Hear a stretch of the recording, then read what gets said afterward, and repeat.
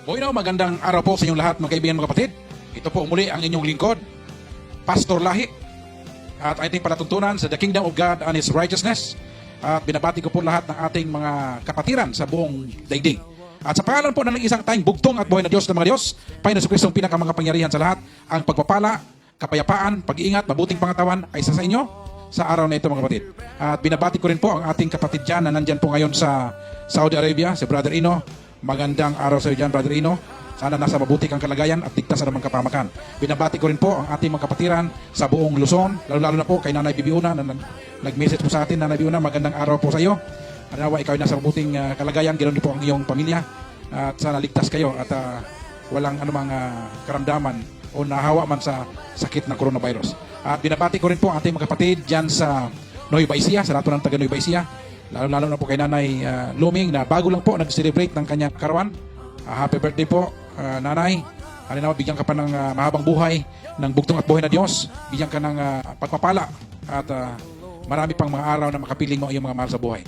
At binabati ko rin po ating mga pastors, ating elders dyan, si Elder Doming de la Peña, si Elder Carlito Pararuan, Elder Relio Labayan, at sa lahat ng ating mga kapatiran sa Nueva Ecija, magandang araw po sa inyo dyan. At binabati ko rin po ang ating mga kapatiran sa buong Palawan, of course, sa ating branch dyan sa Mauyon, nandiyan po si Mother Bing, Bara, Padmunding, at sa lahat po ng ating mga pastor dyan sa Nido, Palawan, Pastor Nestor Manga, Pastor Pagunasan, and of course si Tatay Idon, Pastor Peter, Elder Dakasin, Elder Corpus, and of course si Pastor Rumbay ng Punang Hispaniola, Palawan.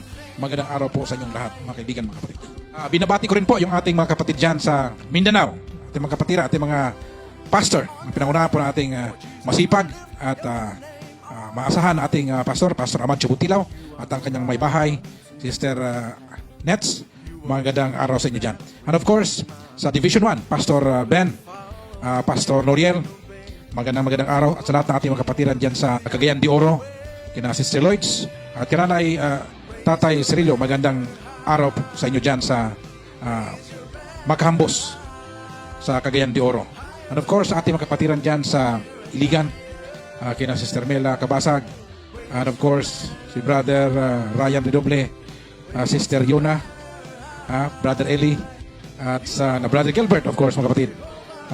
Magandang araw sa inyo dyan sa taga-Iligan, of course Aigo Branch na pinaunahan po ng Elder Duro Buntilaw, of course Pagadian, Pastor Marcos Turiba, at si Pastor Dudo Mosmion, si Pastor Joseph, at lahat po ng ating mga pastor, elder, magandang araw sa inyo.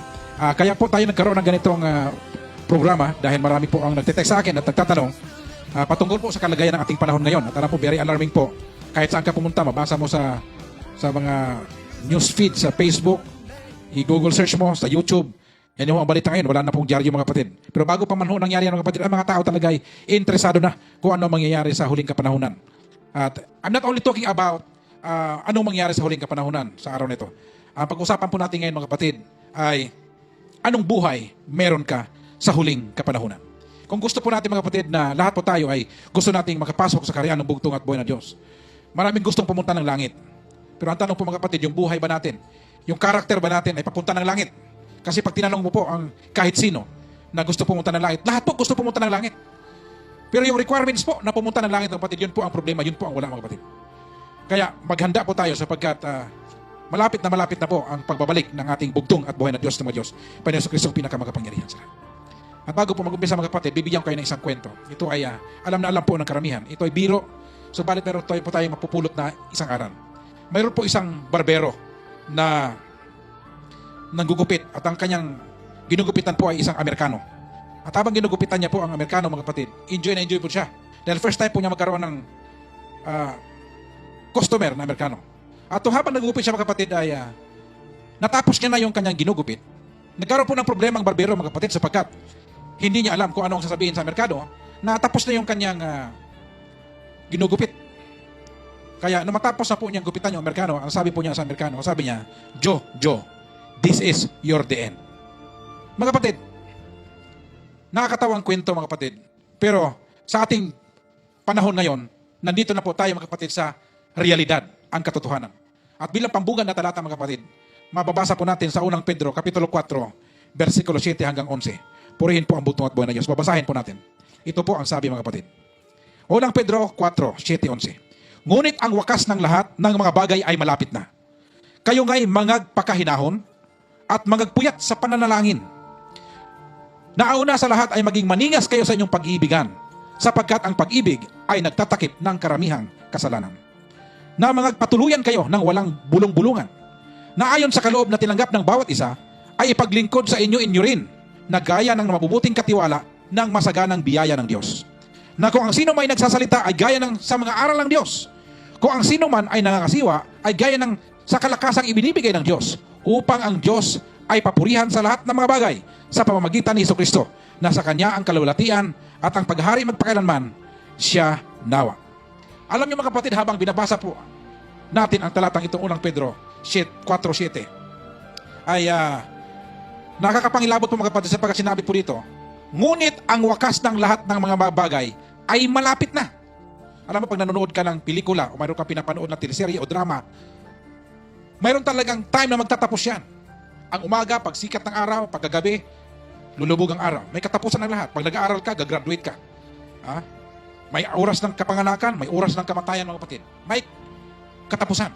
At ang sabi po ng pabungad sa aklat ng Pedro mga kapatid, ngunit ang wakas ng lahat ng mga bagay ay malapit na.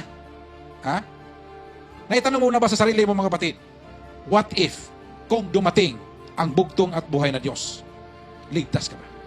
Kasi dati ho mga kapatid, ang lagi nating narinig sa mga aral is, Jesus is coming soon. Are you ready? Pero ang mensahe ngayon, baliktad mga kapatid. Ang bugtong at buhay na Diyos ay ready na. Sasama ka ba? Yan ho ang tanong ngayon mga kapatid. Pagdating ba ng bugtong at buhay na Diyos, kasama ka ba?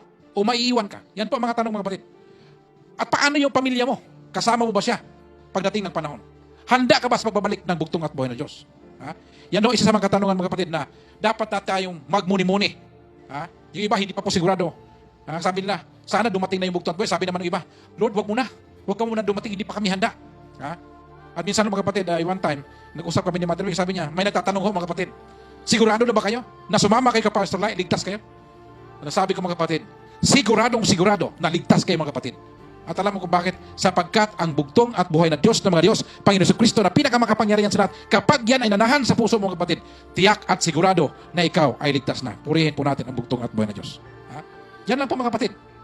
Dapat maging handa tayo sa pagbabalik ng bugtong at buhay na Diyos. Kaya nga po pinag-uusapan natin ito mga kapatid. Dahil marami ang nagtatanong, ano bang gagawin namin, Pastor Lahi? Paano ba kami maghanda? Pag sinabi mo, magbasa ka ng Biblia. Pero kailangan pa rin natin silang gabayan mga kapatid. At ngayon po mga kapatid ay malalaman mo kung paano maghanda sa pagbabalik ng bugtong at buhay na Diyos at i-share mo sa iba ang iyong matutunan dito. Masasabi natin mga kapatid na malapit na tayo sa katapusan ng panahon. At nandito na tayo mga kapatid. Wala na tayong magawa. Nandito. Di natin sukat akalain na itong coronavirus na nangyari ngayon. Akala natin hindi mangyari sa ating kapanahonan. Pero nangyari ngayon mga kapatid. Nangyari sa ating kapanahonan ngayon. Kaya pag binasa mo ninyo dyan, Matthew chapter 24, basahin po ninyo yan buong talata, nakasulat po dyan mga kapatid, ang mangyayari sa huling kapanahunan. At nakita po natin mga kapatid, lahat ng palatandaan na sinasabi ng bugtong at buhay na Diyos ay naganap na. Yan po ay nakasulat sa banal na kasulatan. Isa na lang po ang propesiya mga kapatid na hindi pa nagaganap. At ang sabi po dyan, at ang ebanghelyo ng kaharian ay ipapangaral sa buong sanlibutan at ang katapusan ay darating na. At ako'y naniniwala mga kapatid na sa kapanahunan natin ay darating ang bugtong at buhay na Diyos. Nandito na tayo sa katapusan ng panahon. At kailangan sigurado tayo mga kapatid. At ito po ang sinasabi mga kapatid sa ikalawang Pedro 1:10. Na sinasabi ko, bakit dapat sigurado ka? Kasi minsan pag tinatanong kayo mga kapatid kung sigurado kayo, hindi pa nila sigurado kung ligtas sila. Kung hindi po kayo sigurado mga kapatid, mag-isip-isip po kayo. Dito po sa kanilang sigurado. At ito po nakasulat mga kapatid sa unang ikalawang Pedro 1:10. Purihin natin ang bugtong at buhay na Diyos. At ito po nakasulat mga kapatid. Kaya mga kapatid, lalong pagsikapan ninyo na mga panatag kayo sa pagkatawag at pagkahirak sa inyo. Maging panatag na po tayo sa pagkahirang sa atin mga kapatid. At maging handa tayo. At paano tayo maging handa mga kapatid? Yung buhay ba natin sa panahon ngayon ay handa na ba tayo sa pagbabalik ng bugtong at buhay na Diyos? Yung ginagawa ba natin sa araw-araw ay handa na ba tayo sa pagbabalik ng bugtong at buhay na Diyos? Anong klaseng buhay mayroon ka sa pagbabalik ng bugtong at buhay na Diyos? Kapag sinabi ho nating pamumuhay, Ang ibig po sabihin niyan ay yung ating lifestyle. Paano paraan tayo namumuhay? Ano yung pag-uugali natin sa ating iglesia, sa ating kultura, sa ating bansa? So yung pamumuhay po ay isang paraan ng pamumuhay, isang katangian, partikular na tao. Mayroon kayong peculiarity, mga kapatid. At yan po ang paliwanag na Encarta 2009 Dictionary, mga kapatid. At unang punto po na gusto kong ibigay sa inyo sa paghahanda po sa pagbabalik ng bugtong at buhay na Diyos. Number 1, maging seryoso at magbantay sa panalangin. Yan po unang punto na gusto kong ibigay sa inyo, kapatid. Wag ho tayong, hindi ho biro ito, mga kapatid. Yung coronavirus, pwede tayong maggawa-gawa ng joke, mga kapatid, pero napakarami mga tao ngayon ang namatay sa coronavirus. Hindi po biro ang sakit na coronavirus, mga kapatid. Hindi ho ito basta-basta. Milyon-milyon na po ang taong namatay sa buong mundo, mga kapatid. Kaya unang-una po na natin matutunan, mga kapatid, sa pag-aantay sa bugtong at buhay na Diyos, ang dapat maging ugali natin, maging seryoso tayo. Seryosohin natin yung ating pananampalataya. Huwag ko kayong makinig sa mga aral na puro laway lang ang kapitan, na walang talata na binibigay sa inyo. Tandaan nyo, mga kapatid, buhay nyo ang nakataya dito. Yung kaligtasan nyo ang nakataya dito. Ang kaligtasan ng pamilya nyo ang nakataya dito. Dapat kayong maging seryoso sa bagay na ito. Hindi po ito biro, mga kapatid. Kaya dapat tayo magbantay at manalangin.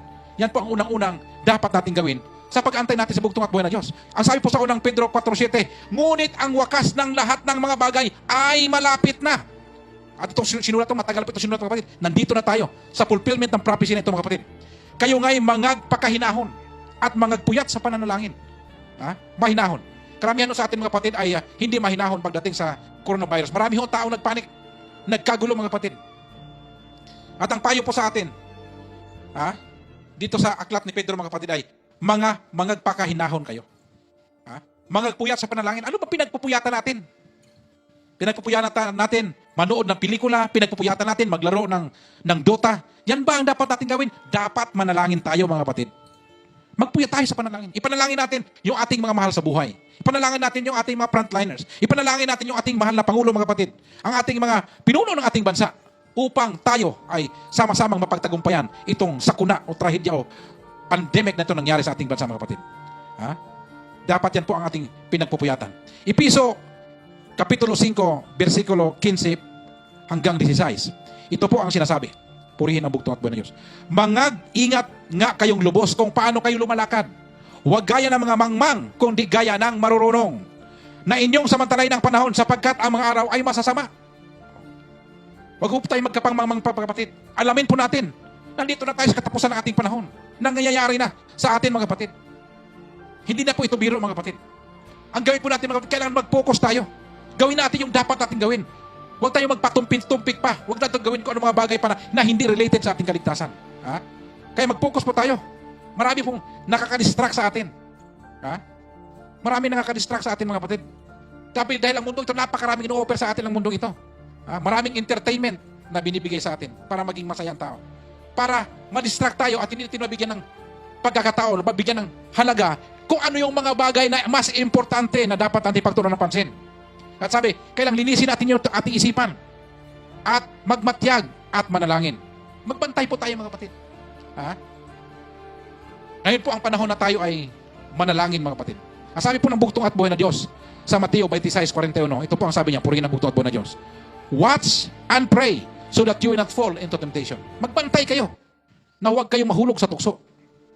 Sa Tagalog, kayo'y mangagpuyat at magsipanalangin upang huwag kayong magsipasok sa tukso. Ang espiritu sa katotohanan ay may ibig, datapat mahina ang laman. Kapatid, kapag ikaw ay nanalangin, kailangan manalangin ka na galing sa puso. Huwag ko kayo maniwala doon sa sinasabi ng iba na pag nanalangin ka, memorizein mo lang yung dasal mo at paulit-ulit, umaga, tanghali, gahapon. Hindi po, mga kapatid. Kailangan ng bugtong at buhay na Diyos na galing sa puso mo yung iyong dasal. Galing po sa puso mo, kapatid. At dyan mo mahihipo ang bugtong at buhay na Diyos. Marami ho tayong magagawa, mga kapatid, kapag tayo nanalangin at tayo ay nagpaplano. Huwag ko tayong plano bago manalangin. Manalangin muna bago tayo magplano, mga kapatid. Yan po ang ating gagawin. At ganun din po sana ang ating gagawin ng ating mga leader, mga kapatid. At ang sabi ho ng banal na kasulatan, there will be terrible times in the last days. Terrible times. Terrible. Alam niyo kung bakit terrible? Dahil alam ni Satanas, mga kapatid, na napakaiksi na lang ng kanyang panahon. Malapit nang matapos ang panahon ni Satanas. Alam mo, habang nire-record po namin ito, mga kapatid, marami hong ginagawa sa Satan na hindi ma-record ito, na hindi ito matuloy. Kung pwede lang lamunin kami ng lupa, gagawin niya para hindi lang makarating sa inyo ang mensahe ito. Purihin po natin ang bugtong at sapagkat nagpadala siya ng mga anghel upang kami pangalagaan at maibahagi sa inyo ang mensahe ito ng kaligtasan. Purihin ang bugtong at buwan ng Diyos. At alam niyo po ang gagawa-gawain ng Satanas. Ang magnakaw, ang pumatay, ang sirain, ang lahat na ng palataya sa bugtong at buwan ng Diyos. At salamat tayo mga kapatid, pagkat mayroon pong libo-libo anghel na siyang nagbabantay sa atin. Kaya kailangan po natin magbantay, kailangan po natin manalangin mga kapatid. Sa ikalawang Timoteo 3:1, ito po ang sinasabi mga kapatid. Purihin ang bugtong at buhay na Diyos. Datapwat alamin mo ito, na sa mga huling araw ay darating ang mga panahong mapanganib. Maliwanag na maliwanag po yung mga kapatid. Darating na yung araw na mapanganib. Ano yung mapanganib mga kapatid? Napansin ba niyo mga kapatid yung lindol, sunod-sunod ang lindol? Pagputok ng bulkan, sunod-sunod din. Ha? Parang ano yan mga kapatid, parang musika yan. Pagsigaw ng maestro, sabay-sabay tutunog ang orkestra mga kapatid. Ito mga kapatid, mayroong matinding mangyaring panganib mga kapatid. Sunod-sunod na pumutok ang mga bulkan. Hindi po ito aksidente mga kapatid. Ito talaga ay mangyayari sa huling kapanahunan. Ngayon mga kapatid ay medyo marami na ang umarya. Marami na ang umaray. Dahil dumating na po ang gutom bomb. Marami na pong tao ang nagugutom ngayon mga kapatid. Ito yung binabanggit sa Biblia na magkakaroon ng kagutom. Ha? Nangyayari na po sa panahon natin mga kapatid. Ano pa mangyayari sa huling kapanahunan? Magkakaroon ng maraming mga bulaang propita, mga bulaang sugo, mga bulaang mga ngaral. Ano yung mga bulaang mga ngaral? Yung bang nangangaral na wala man lang salita sa Biblia? Ayaw kayo pabasahin ng Biblia? Bakit ayaw ko pabasahin? Dahil titigas ang ulo ninyo? Huwag kayo maniwala doon. Ha? Yan ay mga bulaang mga ngaral. Ha? Mayroon ho dyan nangangaral mga kapatid. Nandyan po sa Palawan yan. Valdez po ang kanyang apelido mga kapatid. Na nagkukunwaring mga ngaral mga kapatid. Na kanyang mga aral ay puro naman sablay. Ha? Isipin mo, mag-aaral ka ng Biblia. Huwag daw mag-aaral ng Biblia dahil titigas ang ulo mo. Saan ka makikita ng mga aral na gano'n? Ha? Yan lang po mga kapatid. Kaya yan si Valdez mga kapatid ay nag-release na kami ng sumpa sa tao na yan. Dahil nililigaw niya ang mga back to Christ. Ha? Nililigaw niya ang mga back to Christ ang kanyang mga aral na katang-isip lang niya. Na hindi sinasang ayunan sa banal na kasulatan. Kaya nandito na kanya na po ang katuparan mga kapatid. Sa mga huling kapanahunan. Kaya kailangan po nating manalangin. Ha? Upang mapagtagumpayan natin ang mga bagay na ito. Basahin po natin ang talata mga kapatid. Sa unang Pedro, Kapitulo 4, versikulo 17-18. Ito po ang sabi. Purihin ang bugtong at buhay na Diyos. Sapagkat dumating na ang panahon ng pasimula ng paghukom sa bahay ng Diyos. At kung mauna sa atin, ano kaya ang wakas ng mga hindi nagsisitalima sa ebanghelyo ng Diyos? Saan daw po mag-uumpisa ang paghukom mga kapatid? Mga kabak to Christ? Sa loob po mga kapatid, dito sa loob at unang paghukom. Ha?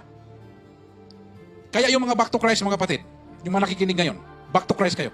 At sinasabi nyo na dapat original ka bago maligtas ka. Eh kung original ka na sa bungero ka, original ka na may mga bisyo ka, ligtas ka pa rin ba? Ha? Hindi mga kapatid. Ha? Dito mga kapatid, dito ay sa loob po ng bahay ng Diyos mag-umpisa ang paghukom. Ha? At pagtapos ang hukom dito sa labas naman. Ha? Eh kung hindi maayos ang buhay mo, hindi maganda yung relasyon mo sa bugtong at buwan ng Diyos, yan ang mangyari sa'yo. Ha? Kaya yan po ang sinasabi dito mga kapatid. Ha? Unang Pedro 4:18. At kung ang matuwid ay bahagya ng makaliligtas, ang masasama at ang makasalanan ay saan kaya magsisiharap? Kung yung mga matuwid nga ay hirapang maligtas, lalo na yung masama. Ha? Sabihin nyo na, pag malapit na dumating ang bugtong at buwan ng Diyos, magbabago na ako. Malabo yan mga kapatid. Ha? Eh, yung iba sa atin mga kapatid, pag makabasa lang ng Biblia, akala mo na kung sino. Ha? Pag pinaliwanag naman, hindi naman tugma doon sa talata na binabasa niya.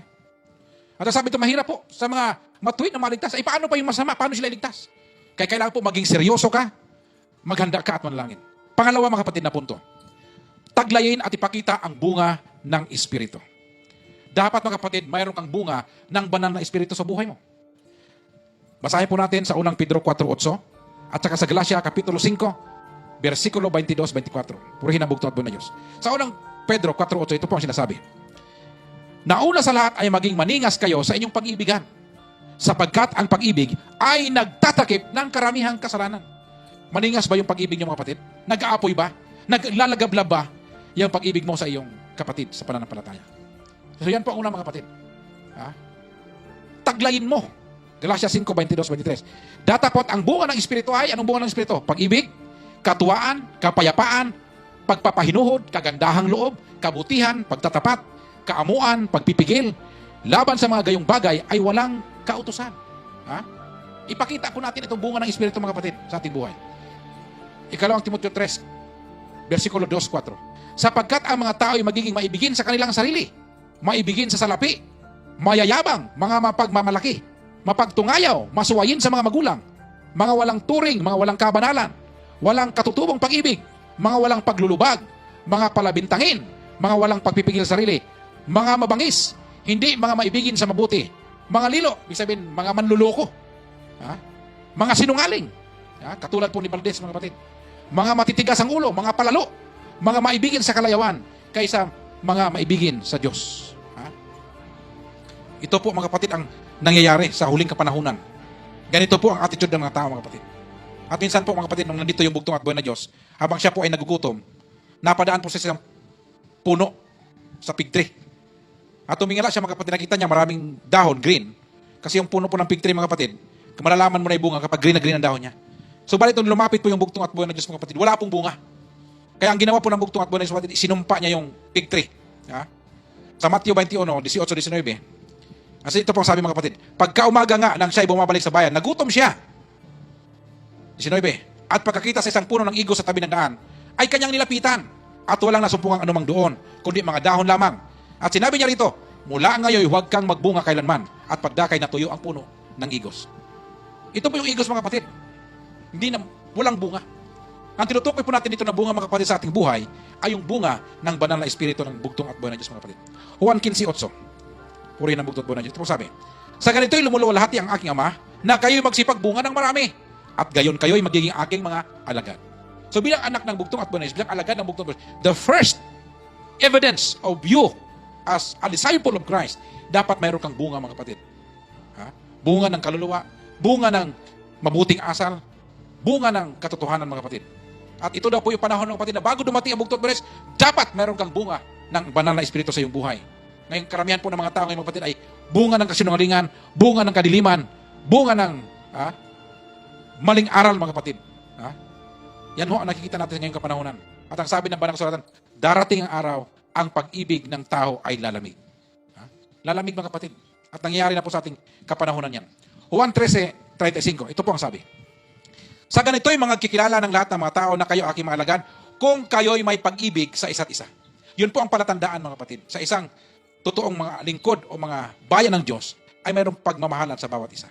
Yan po ang pangalawang punto natin sa araw to, bunga ng Espiritu, mga kapatid. Pangatlo, mga kapatid, gamitin mo ang regalo ng banal na Espiritu. Hindi ka lang magkaroon ng bunga ng banal na Espiritu, gamitin mo yung regalo ng banal na Espiritu. At ano yung regalo ng banal na Espiritu, mga kapatid? Ito po mababasa natin. Unang Pedro, Kapitulo 4, 10-11. Ito po ang sabi, na ayon sa kaloob na tinanggap ng bawat isa, ay ipaglingkod sa inyo rin, na gaya ng mabuting katiwala ng masaganang biyaya ng Diyos, na kung ang sino man ay magsasalita ay gaya ng sa mga aral ng Diyos, kung ang sino man ay nangasiwa ay gaya ng kalakasang ibinibigay ng Diyos, upang ang Diyos ay papurihan sa lahat ng mga bagay sa pamamagitan ni Jesucristo, na sa Kanya ang kalulatian at ang paghari magpakailanman, siya nawa. Ha? At pag binasa po natin, mga kapatid, sa Mateo 24:24, makikita po natin, napakarami hong counterfeit. Ha? Kung mayroong totoong sugo, mayroon ding bulaang sugo, mga kapatid. Kung mayroong totoong mga aral, mayroon ding bulaang mga aral. At yung mga bulaang mga aral, mga kapatid, hindi mo nagagamit ng Biblia yan. Pinagbabawalan yung membro niya magbasa ng Biblia. Maling aral po yan, mga kapatid. Yan ay mga palatandaan ng mga bulaang mga aral. Ha? At marami hong maluluko yan sa mga huling kapanahunan. Pinagbabawalan ang membro magbasa ng Biblia. Ha? Huwag ho kayo maniwala dyan, mga kapatid. Kailang gamitin natin ang regalo ng banal na Espiritu. At ano yan? Yung pag-perform ng kagalingan, mga kapatid. Ha? Tingnan mo sa kanila. Sabi nila, yung kanilang banal na langis daw ay nakagaling ng coronavirus. Ha? Samantalang yung si Elder Bear namatay. Cancer pa lang hindi na gumaling. Mas lalo na virus. Di ba? So, dyan mo pala makita, mga kapatid, na yan ay mga mangangaral na bulaan. Ha?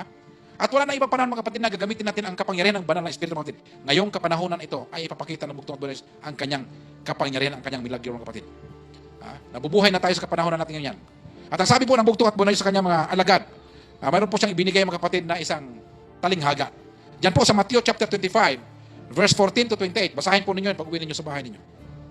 O pag nagbabasa kayo ng banal na kasulatan, basahin nyo dyan. Mayroon nung binigyan ng talento dyan. Iba-ibang talento na binigay sa kanila. Yung iba binigyan ng 2, at pinadami niya yung kanyang talento. Pero yung isa, ang ginawa niya, binaon niya doon sa lupa yung kanyang talento. Hindi nagamit. At anong nangyari mga kapatid? Siya ay tinapon sa dagat-dagatang apoy mga kapatid.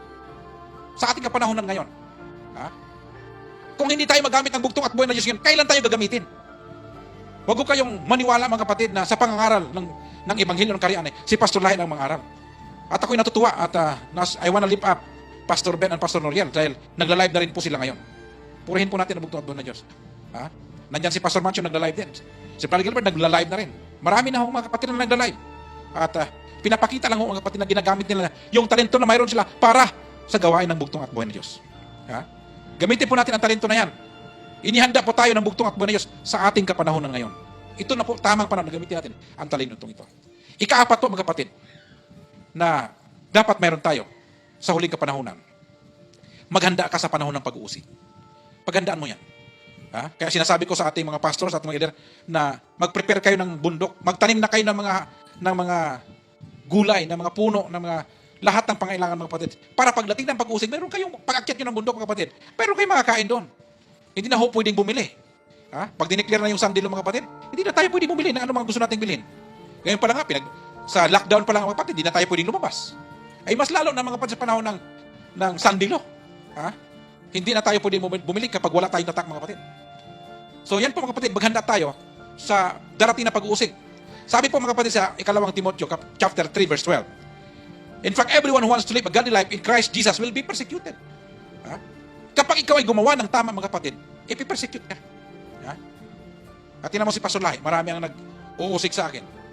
Marami naninira sa akin. Sinasabi nila, impostor ako. Sinasabi nila, hindi ako anak. Ngayon, nabisto sila na sila ay mga sinungaling. Kaya kayo mga back to Christ, mamulat na kayo sa katotohanan na yung sinamahan ninyong mga mapagkunwari ng mga elder ay mga sinungaling. Huwag na kayong sumama dyan. Tumiwalag na kayo dyan. Sumama na po kayo dito sa tama. Dahil ang concern ko po, yung kaluluwa ninyo na lahat kayo mga kapatid ay maligtas kayo. Yan ho ang aking hangarin mga kapatid. Wala akong ibang hangad mga kapatid, kundi kayo ay magkaroon ng kaligtasan. Lahat na mga kabak to Christ na pinaghirapan ho ng aking ama na si Father Lahi. Yan po ang mensahe ko para sa inyo. Unang Pedro, 1 Peter chapter 4, verse 12 to 15. Dear friends, mga minamahal kong kaibigan, huwag kayong masurpresa sa mga pagsubok o mga paghirap na dumating sa inyong buhay. Ngunit magpasalamat kayo sa mga paghirap nyo dyan kay Kristo. Sapagkat sa kanyang pagpapahayag, ang iyong kagalakan ay hindi. Wala kayong mapaglagyan. Kaya pag wala hong naninira sa inyo, pag wala hong bumabati ko sa inyo mga kapatid, walang pagsubok na dumating sa inyo, mag-isip-isip ka na mga kapatid, wala ka sa tamang sekta na napuntahan. Dahil ang bayan ng Diyos ay inuusig mga kapatid. Ito po ang sinasabi ng banal na kasulatan. Sa verse 14, if you are insulted because of the name of Christ, you are blessed. For the Spirit of glory and of God rests on you. Kapag marami hong nagpipinta sa iyo, nagsasabi ka ng katotohanan, nangangaral ka, pinipintasan ka, ay magala ka. Ako malungkot ako mga kapatid pag walang nanira sa akin. Dahil alam ko kapag mayroong nanira sa akin, alam ko nakasama ko ang bugtong at buhay na Diyos. At yung mga nanira sa akin mga kapatid, kayo ang mananagot sa bugtong at buhay na Diyos. Lahat ng mga sinasabi ninyo na masasama laban kay Pastor Lai, babalik sa iyo yan ng triple. I declare it, mga kapatid. Yan ang parusa sa inyo ng bugtong at buhay na Diyos. Hindi ako na problema sa inyo. Naaawa ako sa inyo. Dahil lahat ng kasinungalingan ninyo, isinumbong ko na yan sa bugtong at buhay na Diyos. Siya na po ang bahala sa inyo mga kapatid. Matthew chapter 24, verse 9 to 10. Then they will deliver you up to tribulation and kill you. And you will be hated by all nations for my name's sake. Darating po mga pagsubok, papatayin kayo, maraming galit sa inyo, dahil sa pangalan ng bugtong at buhay na Diyos. Kaya itong bugtong at buhay na Diyos, si Pablo, si Pedro, nagkakaisa po sila mga kapatid sa kanilang aral. At ang kanilang aral, na ang totoong iglesia ng Diyos ay inuusig. At dapat maging handa tayo mga kapatid. Alam mo natin, nakikita ninyo sa YouTube, mayroong mga Kristiyano mayroong mga Muslim extremist, mayroong mga Kristiyano na pinutulan ng ulo mga kapatid. 22, Christian. Pinugutan po ng ulo. At hindi po nila sinuko yung kanilang pananampalataya. Nasabi nga ng mga kapatid, kung ikaw ay mayroong pananampalataya na hindi ka handa mamatay sa iyong pananampalataya, ay hindi ka karapat-dapat para sa bugtong at buhay na Diyos. Dapat handa kang mamatay para sa pananampalataya mo kung kinakailangan. Ikalima mga kapatid na dapat meron ka. Dapat meron ka nito sa huli kapanahunan. Dapat meron kang pag-ugali na ganito. Ikalima, ipagpatuloy ang pag-aaral sa banal na kasulatan at ipangaral mo ang kaharian ng Diyos. Ipangaral mo ang banal na kasulatan, mga kapatid. Alam niyo ba kung bakit yung karamihan ng mga aral ninyo ayaw kayo pabasahin ng Biblia? Dahil doon, mga kapatid, pamumulat kayo na mayroong silang aral na hindi naman makikita sa Biblia. Ha? Pagdating mo doon sa langit, anong gagamitin ng bugtong at buwan sa paghuhusga sa'yo? Ha? Ang gagamitin ng bugtong at buwan sa kapatid, yung salita niya. Yung banal na salita, ang Biblia ang gagamitin sa'yo na iuusig sa'yo pagdating ng panahon, sa pagdating ng paghukom. Yung salita ng bugtong at buwan na Diyos. Ha? At sabi sa ikalawang Timoteo 3:14-17, but as for you, para sa'yo, continue in what you have learned. Pagpatuloy mo kung anong natutunan mo, and have become convinced of, kung anong nakumbinsi ka sa pananampalataya mo, because you know those from whom you learn it. Alam mo kung kanino galing yan. And how from infancy, at kung paano mula sa pagkabata, alam mo na ang banal na kasulatan na siyang bibigay sa'yo upang ikaw ay maging matalino para sa kaligtasan. Huwag ko kayo maging mangmang sa kaligtasan, mga kapatid. Kung gusto mong maging matalino sa kaligtasan, magbasa ho kayo ng banal na kasulatan. Huwag ho kayong maniniwala diyan kay Valdez dahil sinungaling ho ang tao na yan. Wala ho yang pakialam na maligtas kayo. Ang para sa kanya, yung pangkain lang niya sa araw-araw na binubulan niya yung mga tao. Dito sa Palawan, mga kapatid. Kaya magising na kayo sa katotohanan. Saksi ang bugtong at buhay na Diyos na yung tao na yan ay sinungaling. Saksi ang bugtong at buhay na Diyos at siya ay paparusahan ng bugtong at buhay na Diyos. Yan ho ang mangyari sa kanyang kapatid dahil sa napakaraming tao na kanyang niloko sa Palawan. Yan po ang sinasabi ito sa banal na kasulatan. And how from infancy you have known the Holy Scripture, which are able to make you wise for salvation. Through faith in Christ Jesus. Sa pananampalataya mo sa bugtong at buhay na Diyos. Paano ka magkaroon ng pananampalataya kung wala kang basehan ng pananampalataya mo? Kailangan mo ng banal na kasulatan. Besides, all Scripture is God-breathed. Ang banal na kasulatan ng kapatid ay hininga ng Diyos. At ito ang ginagamit sa pagtuturo, sa pagsasaway, sa pagtutuwid, sa pagtitraining para sa katwiran. Hindi yung puro laway lang. Hindi yung kapitulo bunganga, versikulo laway. Wala ho dyan, mga kapatid. 17, so that the man of God may be thoroughly equipped for every good work. Pag sinabi natin fully equipped, mga kapatid, para kang sundalo na lulusob ka sa gera, kumpleto ang bala mo. Dahil kung ikaw ay isang mananampalataya at hindi ka nagbabasa ng banal na kasulatan, mga kapatid, para kang cowboy, yung kawawang cowboy. May baril, walang bala. May bulsa, walang pera. May pananampalataya na walang Biblia. Huwag ko kayo maniniwala doon. Yan ay isang napakalaking kasinungalingan. Maniwala kayo sa akin. Dadalhin kayo, hihilain kayo ni Valdez, patungo sa impyerno na pupuntahan niya. Kaya kayong lahat na nakinig sa akin ngayon, sabihin ko sa inyo, pag narinig ninyo ito, mga kapatid, itong sinasabi ko, pagdating ng panahon, pag napunta kayo sa impyerno, sasabihin ng bugtong Diyos, pinadala ko si Pastor Lahit, tinuruan kayo doon, hindi kayo naniwala. Kayo rin ang mapapahamak, mga taga-Palawan. Ako, taga-Palawan ako. At mahal ko ang mga taga-Palawan. Kaya pakinggan ho ninyo ito, mga kapatid. Kung gusto ho ninyo na matuwid yung landas ninyo, na hindi na kayo maloko, pumunta po kayo ng Mauyon. Nandiyan po ang simbahan natin. Nandiyan po si Mother Bing. Para i-entertain po kayo dyan. I-welcome kayo dyan sa Barangay Mauyon. Kilalang kilala ho dyan si Mother Bing. Kilalang kilala po yan dyan. Ito pa po, mga kapatid, sa ikalawang Timoteo chapter 4 verse 2 and 5. Preach the word.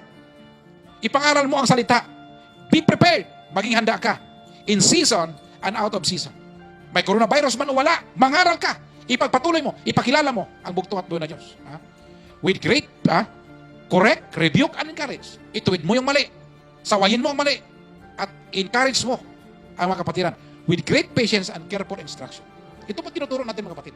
Hindi nyo ito makikita sa iba. Tuturuan kayo ng paghanda ng bugtong at buhay na Diyos. Ano yung maniwala kayo doon sinabi na iinom lang kayo ng banal langis, ligtas ka na? Sabihin ko sa mga kapatid, isang malaking kabaliwan niyang aral na yan. Isang malaking kalukuhan yan, mga kapatid. Isang malaking pandiling lang yan. Hindi yung ganun ang kaligtasan, mga kapatid. Huwag ko maniwala doon. For the time will come. Sabi po sa ikalawang Timoteo, kapitulo 4, 2 hanggang 5. For the time will come.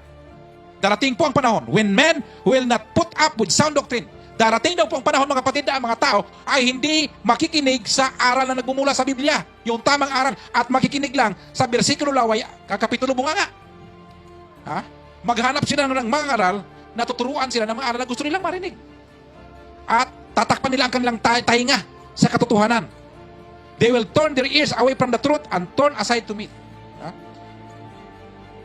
Hindi sila maniniwala sa totoong aral, maniniwala sila sa kwento-kwento lang at sa mga gawa-gawang kwento. Tingnan mo yan mga kapatid. Ito po warning sa atin to mga kapatid para sa lahat ng mga tao na nakikinig sa atin. Sa mga huling araw, mayroong darating na mga bulaang propeta, bulaang guro, bulaang mga ngaral. At napakarami po ang kanilang malinila. Dito lang sa Pilipinas mga kapatid, napakarami mga bulaang mga ngaral dito. Mayroong mga ngaral yan, ang sinabi niya na pinalitan niya si Kristo. At siya na yung appointed son. Pinalitan niya yung bugtong at buhay na Diyos. At napakaraming na naluko dyan mga kapatid. Sa Pilipinas, napakaraming mga bulaang mga aral mga kapatid. Mga aral na hindi mo makita sa Biblia. Mga aral na taliwas sa kalooban ng bugtong at buhay na Diyos. Wala po tayong ibang tagapagligtas mga kapatid, maliban sa bugtong at buhay na Diyos. Yung iba naman, ang aral naman nila pag nasa loob ka ng iglesia, maliligtas ka. Dapat nasa original back to Christ ka. Mali hong aral yan mga kapatid. Isa lang po ang tagapagligtas sa back to Christ. Walang iba. Ang bugtong at buhay na Diyos sa mga Diyos, Panginoon Kristo ang pinakamakapangyarihan sa lahat. Pag sinabi mong, dapat nasa original ka para ligtas ka, hindi totoo yan. Ang tagapaligtas po ang bugtong at buhay na Diyos. At yan po ang katotohanan mga kapatid. Kaya bilang talagang totoong mga disipulo ng bugtong at buhay na Diyos, talagang totoong mga ka-back to Christ, makinig tayo sa payo ni Apostol Pablo kay Timoteo. At ang sabi niya, dapat ipagpatuloy natin ang pag-aaral ng banal na kasulatan. Mababasa yan sa Juan Kapitulo 15, versikulo 7. Na ito mga huling araw mga kapatid, i-devote natin yung ating time. Mag-aaral tayo ng banal na kasulatan. Magmuni-muni ho tayo. At i-apply po natin ang salita ng bugtong at buhay na Diyos sa ating buhay. Basahin mo dyan mga kapatid sa Joshua chapter 1 verse 8. Basahin mo. Sa Ezra chapter 7 verse 10. Basahin mo yan. I-devote mo yung time mo sa pag-aaral. Marami kang matututunan. Marami kang makukuha salita ng bugtong at buhay na Diyos. At ipagpatuloy natin ang pangangaral na ito sa mayroong mang virus na coronavirus o wala. In season or out of season. Ipangaral po natin ang banal na salita ng bugtong at buhay na Diyos. Ipagpatuloy po natin ito mga kapatid. Magustuhin man nila ito o hindi, ipagpatuloy natin itong pangaral na ito. Dahil darating araw, ang sabi ng banal na salita, mayroong mga tao talaga na makakati ang tenga. Mga taong ayaw makinig sa salita ng bugtong at Diyos. Yan ho mga kapatid ang mangyari sa huling kapanahonan.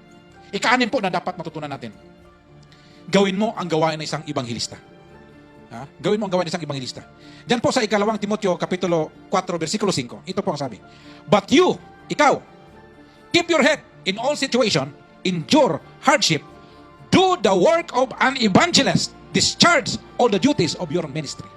Sabi niya, gawin mo ang gawain ng isang ibanghilista. Yan ho advice ni Apostol Pablo mga kapatid. Sabi niya, ngayong uling kapanahonan ang mga tao ay masasama. Gawin mo ang gawain ng isang ibanghilista. 2 Timothy chapter 3 verse 2 to 5. Ano mangyari? Ang mga tao daw ay maibigin sa kanilang sarili, maibigin sa salapi. Basahin niyo mga kapatid. Nandiyan na nakalagay kung ano ang mangyari sa huling kapanahunan na mangyari bago dumating ang bugtong at buhay na Diyos. Kaya, china-challenge at hinahamon po ni Apostol Pablo si Timothy na ibahagi yung ibanghilyo ng ating bugtong at buhay na Diyos. At ito po yung propesiya na mangyari sa huling kapanahunan sa mga tao. Minsan mga kapatid, mayroon isang kilalang mga ngaral sa Amerika at sinulatan po niyo yung Amerika mga kapatid at sa kanyang sulat po mga kapatid. At mga pangalan po ng mga ngaral ay si Pastor Evangelist Billy Graham. 93 years old na po siya mga kapatid bago siya namatay. Sabi niya sa kanyang sulat, my heart aches for America. Sabi niya, sumasakit ang aking puso sa Amerika. Sabi niya. At ang Amerika daw po mga kapatid ay pabagsak ng pabagsak. At kung hindi daw paparusahan ng Diyos ang Amerika, siya ay hihingi ng tawad sa Sodoma at Gomora. Hindi kaya mga kapatid itong coronavirus ay parusa sa atin? Sa mga taong hindi nakikinig sa aral ng Diyos? Ngayon mga kapatid sa Amerika, first time naubos ang Biblia sa bookstore. Nag-order, ubos ang Biblia. Binigyan na ng taong panahon ng pag-aaral ng Biblia. Noon wala nang babasa. Bising-busy ang mga tao. Pag pinapasimba mo, hindi nakapunta. Pinagpapaworship mo, hindi mag-worship. Busy ang mga tao, mga kapatid. At hindi lang ito nangyari sa Amerika. Kahit dito sa Pilipinas, ganito rin po nangyari, mga kapatid. Handang-handa na po, mga kapatid, ang pag-harvest. Harvest time na po tayo ngayon, mga kapatid. Panahon na ng pag-aani. Hindi na po tayo magpatumpik-tumpik pa. Panahon na po ng pag-aani ngayon, mga kapatid. Di ba? Nung ako po ay dumating sa Back to Christ, mga kapatid, sabi na, Pastor Lahi, pagulo sa Back to Christ. Hindi po, kapatid. Bago po ako dumating dito, mga kapatid, magulo na ang Back to Christ. Magulo na. Dalawa lang option ko, mga kapatid. Dalawang klaseng kasalanan. Alam mo mali, ginawa mo, at alam mong tama, hindi mo ginawa. Alam ko po, mga kapatid, na kung hindi ako tatayo dito sa Back to Christ, walang mangyayari sa Back to Christ, mga kapatid. Bakit? Ginagawa lang gatasan. Ang Back to Christ. Wala nang aral na marinig. Benta na ng benta ng langis. Ha? Yung mga langis ng mga tao, nagkatambak-tambak na. Ha? Di mo rin magamit kasi after 1 week, pagbabalik sila, o expire na yung langis mo. Ha? Kailangan bumili ulit. Kaya kung hindi ka bili, di ka babanggitin sa radyo. Yan po ay isang malaking katarantaduhan po yan, mga kapatid. Niluluko kayo, mga kapatid. Ginigisa kayo sarili nyong mantika. Kaya mamulat na kayo, magising na kayo sa katotohanan. Ha? Yan po ang nangyari sa Back to Christ, mga kapatid. Ha? Kaya, sana mamulat kayo lahat, mga kapatid. Hindi ko po maatim na mayroong mga Back to Christ na mapunta sa impyerno na hindi kayo makatanggap ng tamang aral sa paghahanda sa pagbabalik sa bugtong at buhay na Diyos. I-share mo itong video na ito. Ibahagi mo sa iba. Habang may panahon pa. At ikapito at pinakahuli sa lahat, mga kapatid. Maghanda ka sa pagbabalik ng bugtong at buhay na Diyos. Maghanda ka. Ang sabi po ni Apostol Pablo sa 2 Timoteo, Kapitulo 4, 6-8. For I am already being poured out like a drink offering. And the time has come for my departure. I have fought the good fight. I have finished the race. I have kept the faith. Now, there is in store for me the crown of righteousness, which the Lord, the righteous judge, will award to me on that day. And not only to me, but also to all who have longed for His appearing. Ang sabi po ni Apostol Pablo dito, mga kapatid, anong sabi niya? Ha? Para daw siyang isang inumin na ibinuos. Ha? At dumating ang panahon ng kanyang paglisan. I have fought a good fight. Nakipaglaban siya ng tama, mga kapatid. Ikaw, mga kapatid, nagipaglaban ka ba ng tama? Tama ba yung pananampalataya mo? O paninindigan mo yung kasinungalingan? Tingnan mo ngayon, sabi nila, walang anak si Padre Lahi. Impostor yan si Pastor Lahi. Tapos sabi nila, anak yan, pero tatlo ang Diyos yan. Anak yan, pero Swahili yan.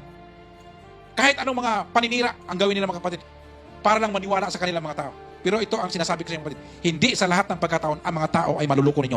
Magigising at magigising ang tao. At anong nangyari sa inyo? Di ba pinagising kayo? Ha? Yung si Hilderbert namatay sa sakit na kanser, pinarusahan ng bugtong at buhay na Diyos. Ha? At itong anak niya, susunod yan. Paparusahan ng bugtong at buhay na Diyos yan sa mga kasinungalingan na sinasabi nila. Maniwala kayo sa akin.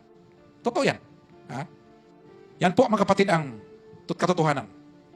Kaya maghanda po tayo sa pagbabalik ng bugtong at buhay na Diyos. At ito po ang sulat ni Apostol Pablo para sa atin. Mayroon na tayong corona na nakaraan, hindi po coronavirus. Ha?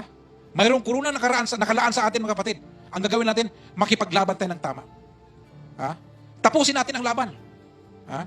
At panghawakan natin ang tamang pananampalataya. Ang pananampalataya po natin, mga kapatid, ay hindi lang puro sarap. Ha? Mayroon din pong hirap, mga kapatid. Hindi lang bid of roses. Mayroon ding bid of thorns. Mga tinik, mga kapatid. Kailangan natin mag-struggle, kailangan natin mag-survive. Kailangan natin magsumikap, mga kapatid, na may panginginig para sa ating kaligtasan, mga kapatid. Sa Matthew chapter 25, verse 1 to 13, mayroong kinikwento ang bugtong at buhay na Diyos dyan patungkol sa 10 birhen. Yung 10 birhen, mga kapatid, yung 5 ay matatalino at yung 5 ay mga mangmang. At yung 5 na babae, mga kapatid, nagre-representar po yung mga kapatid sa 5 totoong iglesia. Sa totoong iglesia, mga kapatid, na nakalagay sa buong daigdig, mga kapatid. Iba-ibang lahi, mga kapatid. At yung iba ay 5 mangmang. Bakit sila naging mangmang? Dahil wala silang langis. Ha? Ang kasal kasi sa Israel, mga kapatid, gabi. Ha?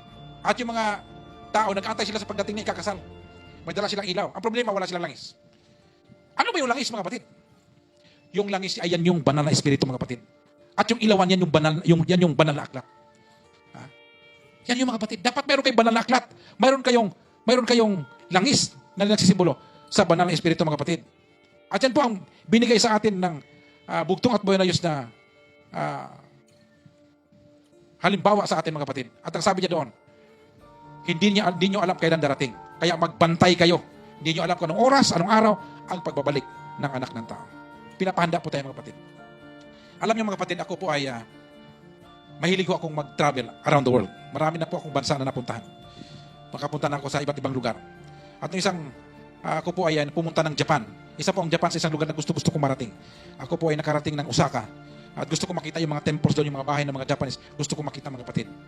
At nung ako po ay papunta na doon, ay bago mangyari yung araw ng travel, ay naghanda po ako, mga kapatid, yung anong dadalhin ko, anong gagamitin ko. Hinahanda ko po, mga kapatid, dahil pupunta ako ng Japan. Ha? Excited po ako, mga kapatid. Ha? At nagbago po yung aking attitude, naghanda po ako. Tayo, mga kapatid, hindi po Japan, hindi po Amerika pupunta natin. Pupuntahan po natin, mga kapatid, ay langit na malangit. May paghanda ka bang ginawa sa huling kapanahunan? Ha? Ano bang ginagawa mo? Ha? Habang palapit na palapit yung flight mo, na palapit yung pag-alis mo, anong ginagawa mo? Paghanda. Ha? Marami po tayong pinaghandaan, mga kapatid. Pag mayroong kasal, maghahanda ka. Pag mayroong birthday, maghahanda ka. Pag mayroong dibo, maghahanda ka. Pupunta ka ng abroad, maghahanda ka. Magbubukas ka ng negosyo, maghahanda ka. Magkakaroon ka ng anak, maghahanda ka. Magkaroon ka ng anniversary, maghahanda ka. Yung ating pag-uugali at ano yung ginagawa natin, dapat nakapokus tayo mga kapatid. Paano natin pagandaan ang pagbabalik ng bugtong at buhay ng Diyos? Baguhin natin ang takbo ng ating isip. Diyan po natin paikutin ang ating isip mga kapatid dahil hindi po forever tayo nabubuhay sa mundo ito. Sapagkat nalalapit na ang pagdating at pagbabalik ng bugtong at buhay ng Diyos. Dapat nababago yung ating ginagawa, nababago yung takbo ng ating isip. At alam po natin mga kapatid, ang kasiguruhan na darating sa ating kapanahunan ang bugtong at buhay ng Diyos. Kaya sa pamagitan ng ito mga kapatid ay ini-encourage ko kayo na maghanda sa pagbabalik ng bugtong at buhay ng Diyos. At dalangin ko na itong video na ito ay maitanim sa inyong puso at isipan at pag-aralan ninyong mabuti. Sapagkat tayo po ay nabubuhay na sa huling kapanahunan. Ang sabi po mga kapatid sa Pahayag 22:20-21. Siya po may sabi mga kapatid ng bugtong at buhay ng Diyos. Sabi niya, "Surely I am coming quickly." At dinugtungan po ito ng Amen. "Even so, come Lord Jesus. The grace of our Lord Jesus Christ be with you all." Mga kapatid, darating at nangako ang bugtong at buhay na siya ay babalik at babalik siya ng mabilisan mga kapatid. Hindi natin akala na magkakaroon ng coronavirus pero nangyari.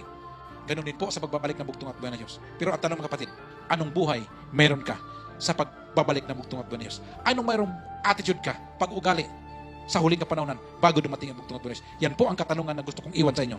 Purihin po natin ang bugtong at buhay ng Diyos at kayo po ay ingatan, patnubayan at pagpalain ng bugtong at buhay ng Diyos. Na sana itong video na ito ay makarating sa inyo at mamulat kayo sa katotohanan at kayo ay makatanggap ng totoong aral na nagmumula sa bugtong at buhay na Diyos. Purihin po natin ang bugtong at buhay na Diyos. Shalom, Alikim, at mabuhay po tayong lahat. Maraming salamat.